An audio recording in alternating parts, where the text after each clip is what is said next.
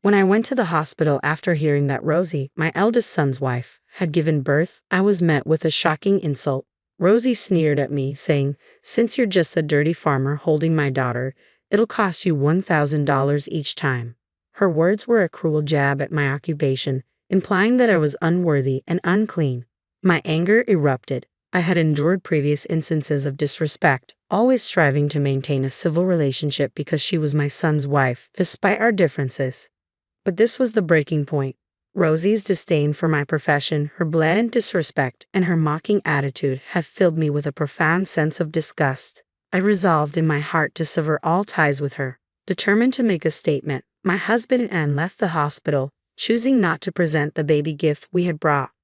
I'm Risa, 63 years old. Since marrying my husband, a farmer, we've worked together in agriculture. We tied the knot in our mid-20s and were blessed with 2 wonderful sons.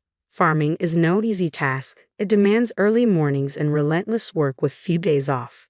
Despite the challenges, with support from family and neighbors, we managed to raise our boys well. Now grown, our sons have taken different paths.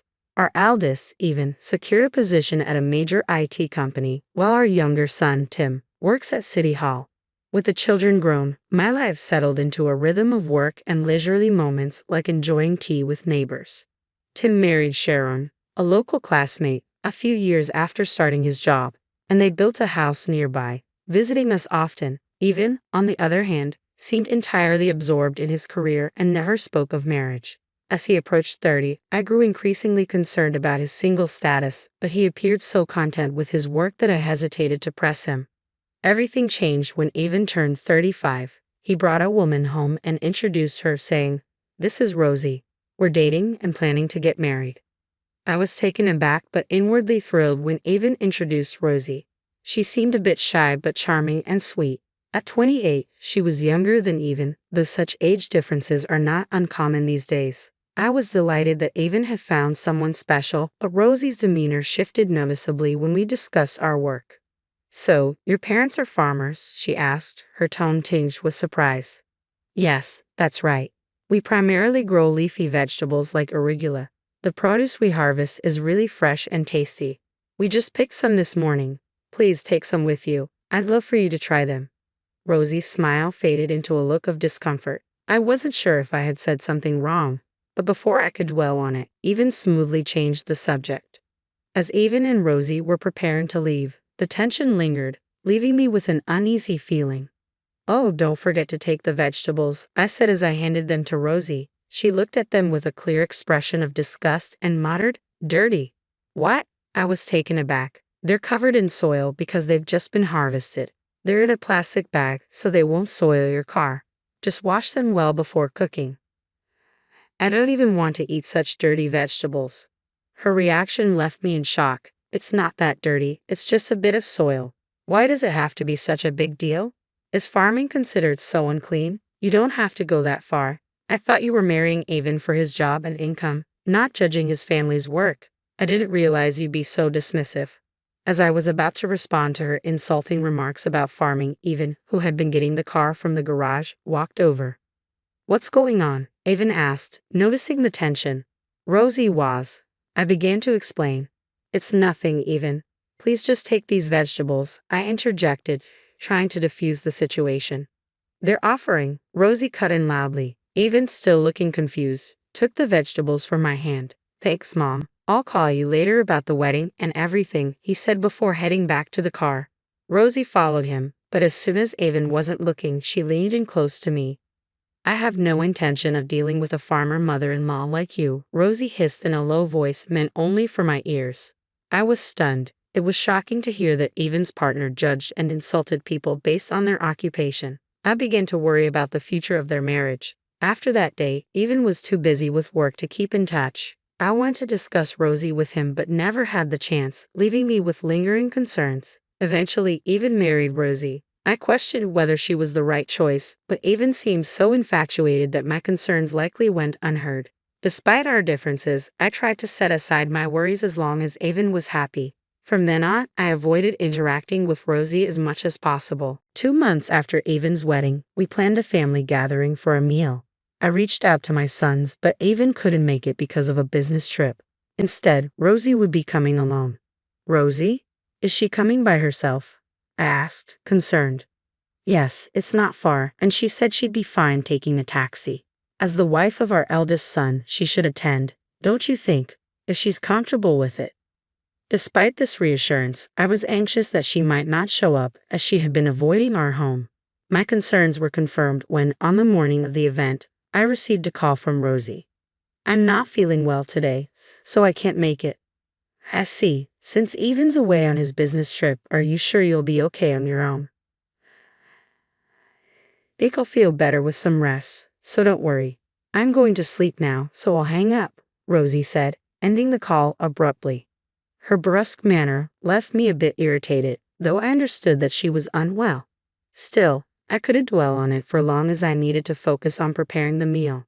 Tim's wife, Sharon, graciously helped out, and we managed the preparations and cleanup efficiently. Sharon, thank you for your help, as always, I said. It's no problem at all. Is there anything else you need? No, everything is set. Oh, I received a cake. Would you lick some before you leave? Sure, I'd love some, Sharon replied. And what about you, Tim? Really? That sounds great, Tim responded, pleased with the offer. Tim nodded happily as I began preparing the cake and coffee. Just then, I received a call from a relative who had joined us earlier. How? Is something wrong? I asked. No, nothing's wrong. I was out shopping and saw someone who looks just like Rosie. She's having a good time with an unfamiliar man. I'll send you a picture. Could you take a look? After hanging up, the relative sent the photo. What's this? What's going on? I'd asked as I looked at the image. Wow, that does look like Rosie. I thought she was feeling unwell. That's what I heard, the relative replied. The photo clearly showed Rosie walking arm in arm with an unfamiliar man and looking anything but unwell. The possibility of cheating crossed my mind, but with just this evidence, we couldn't be certain. I was too stunned to speak. The lie about her illness was troubling enough, but the thought of her possibly cheating on Evan was overwhelming. Confronting her about it might lead to evasive explanations, and I was at a loss for how to tell Evan, who was eagerly looking forward to their wedding, that he might be deceived. Yes, you're right. Although they were legally married, the wedding ceremony was still 4 months away. Evan, despite his busy schedule, was dedicated to planning a beautiful celebration for Rosie. I couldn't bring myself to tell Evan that he might be cheated on, especially without solid evidence. Tim's comment left us all sighing in frustration. About 6 months later, Rosie gave birth to a child. Her pregnancy had come to light shortly after the suspicions of infidelity surfaced.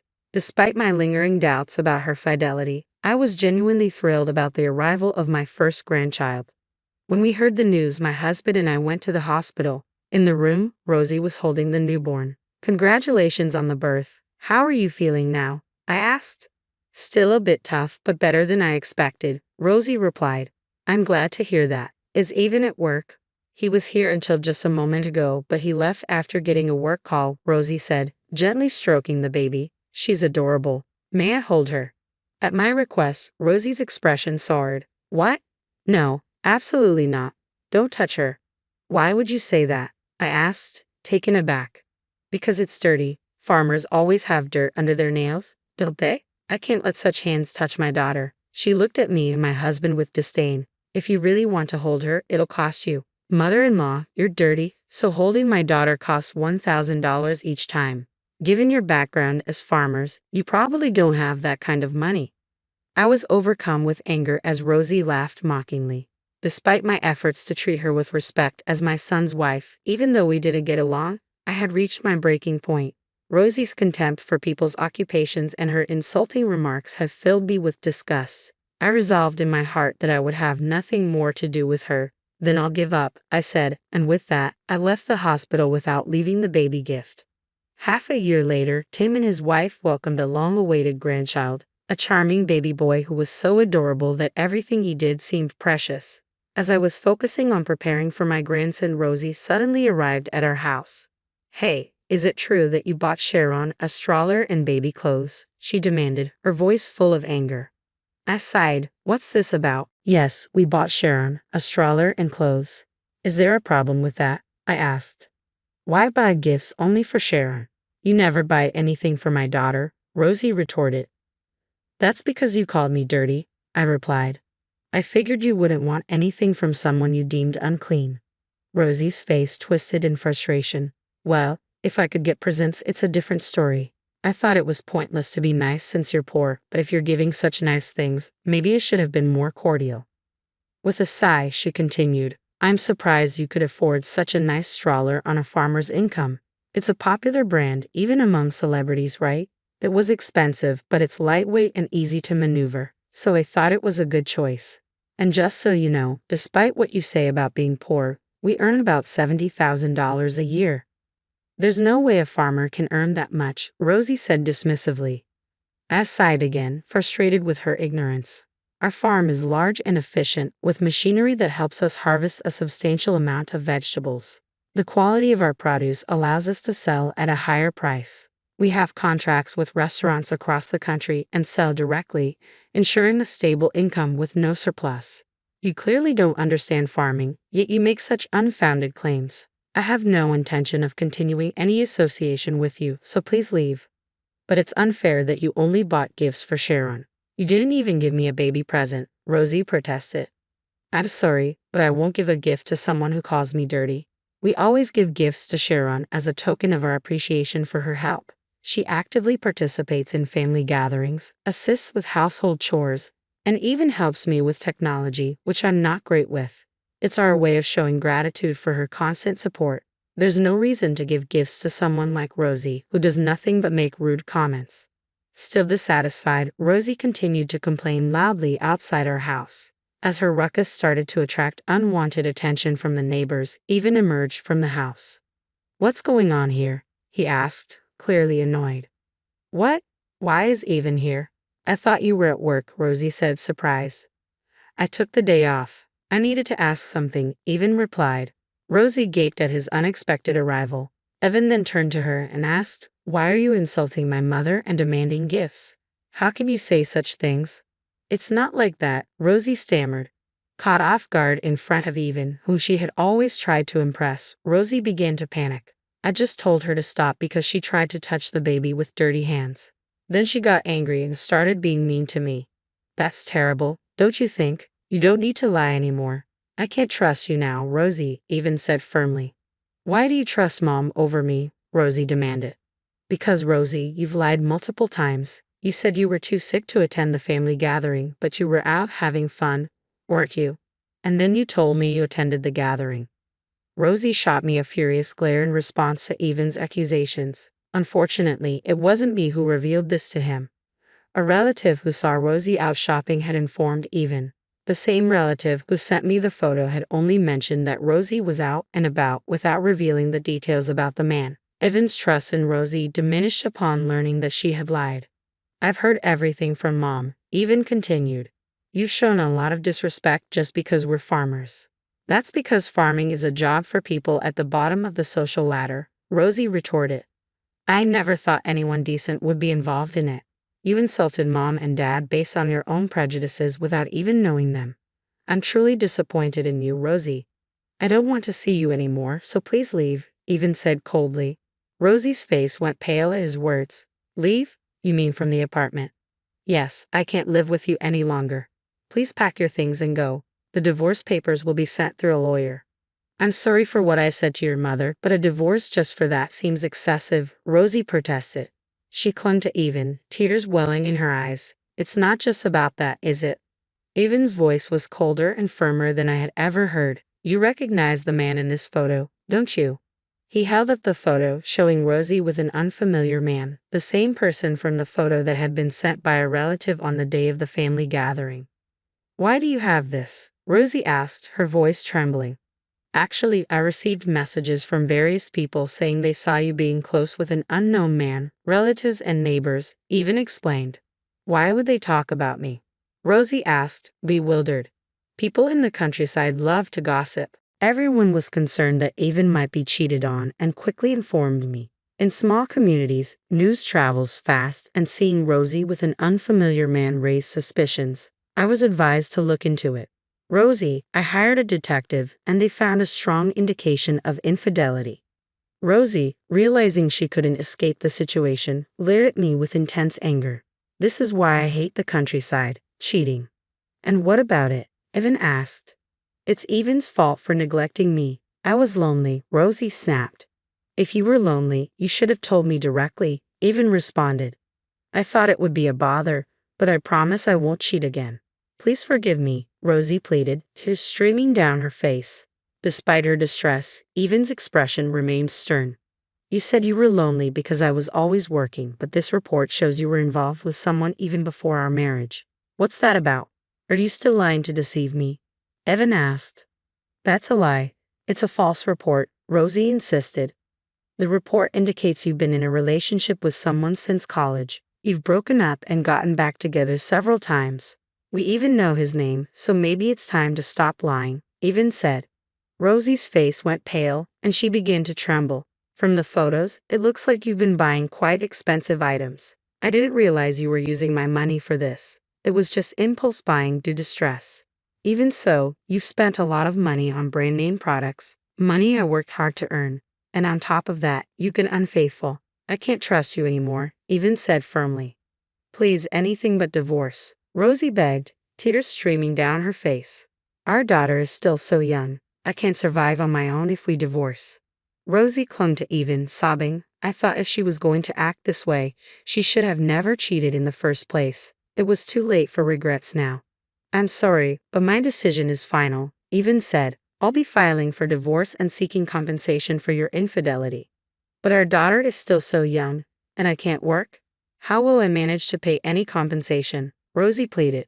That's not my concern, Evan replied coldly. You betrayed me, so it's only fair that you face the consequences. I'll consult with a lawyer and let you know the amount later.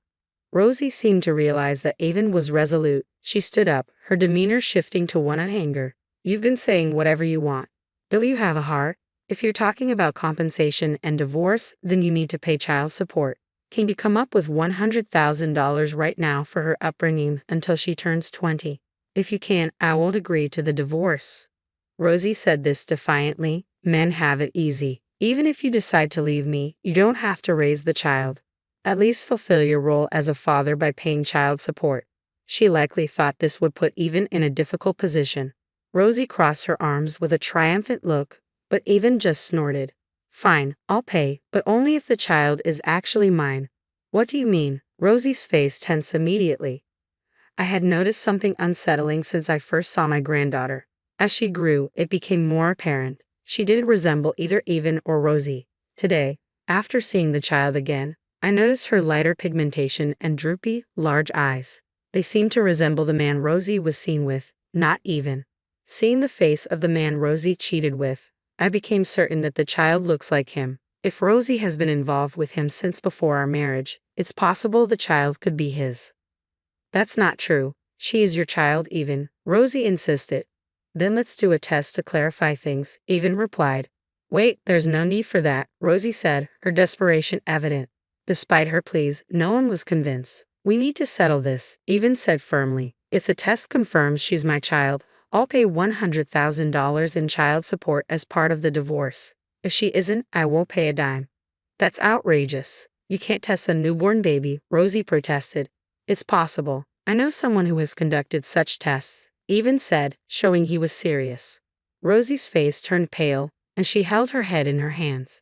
Regardless of the results, I'm proceeding with the divorce. Please leave the house today, Evan said.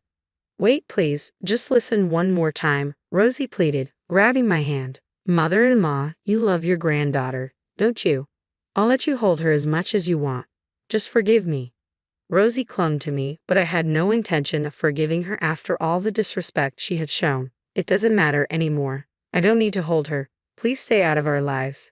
How can you say that? Rosie cried out, but Evan ignored her pleas and closed the front door. For a while, the sound of Rosie pounding on the door and shouting filled the air.